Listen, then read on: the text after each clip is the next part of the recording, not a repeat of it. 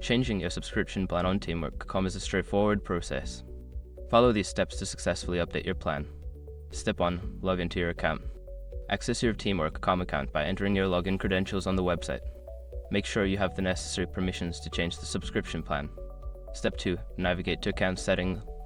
Once logged in, locate the profile icon or your account name in the top right corner of the dashboard. Click on it and select Account Settings from the drop-down menu. Step 3. Access subscription options. In the Account Settings menu, find the Billing or Subscription tab. This section contains details about your current plan and options for changing it. Step 4. Choose a new plan. Don't continue before doing this.